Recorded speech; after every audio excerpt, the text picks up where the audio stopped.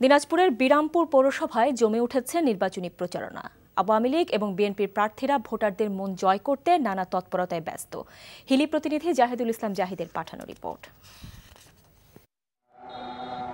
বিরামপুর পৌর নির্বাচনে আওয়ামী লীগ থেকে টিকিট পেয়ে বিরামহীন প্রচারণায় নেমে পড়েছেন সাবেক মেয়র অধ্যাপক আক্কাস আলী। বিএনপির প্রার্থী আজাদুল ইসলামও ভোটারদের দ্বারে দ্বারে যাচ্ছেন, দিচ্ছেন উন্নয়নের ফুলঝুরি।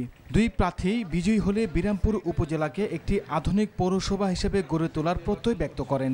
এই পৌরসভায় স্বতন্ত্র প্রার্থী হিসেবে গণসংযোগ করছেন জামায়াতের প্রার্থী ডক্টর মুহাদ্দিস এনামুল হক। বিরামপুর একটি ডিজিটাল পৌরসভা হিসাবে উন্নীত করার লক্ষ্যে এই পৌরসভার দায়িত্ব পালন করছে অত্যন্ত সফলতার দক্ষতার সহিত। বিরামপুরের পৌরবাসী এবং থানা সবাইকে নিয়ে জেলা বাস্তবায়নের জন্য জোর আন্দোলন করে ইনশাআল্লাহ কাজ করব ইনশাআল্লাহ। প্রথম শ্রেণীর একটি মডেল আদর্শ মানের স্মার্ট নিরাপদ মাদক মুক্ত পৌরসভা গঠন করার জন্য সর্বাত্মক চেষ্টা করবে ইনশাআল্লাহ। ভোটাররা বলছেন সৎ ও নিষ্ঠাবান প্রার্থীকে তারা ভোট দিবেন। বিরামপুরে জেলা নিয়ে আসতে পারবে, আমরা তার জন্যই কাজ করব।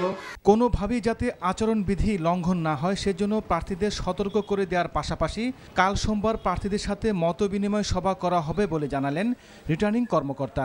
আচরণবিধির ব্যাপারে আমরা নির্বাচন কমিশনের ওয়েবসাইট থেকে তাদেরকে ব্যক্তিগত উদ্যোগে জানার জন্য অনুরোধ করেছি এবং 14 তারিখে আমরা সকল প্রার্থীর মত বিনিময় সভায় আচরণবিধি সবাইকে আমরা ফটোকপি সরবরাহ করব এবং আচরণবিধির উপরে বিস্তারিত আমাদের আলোচনা অনুষ্ঠিত হবে। পৌরসভার মসনদে কে বসবেন তার জন্য অপেক্ষা করতে হবে 30শে ডিসেম্বর পর্যন্ত। NTV news desk.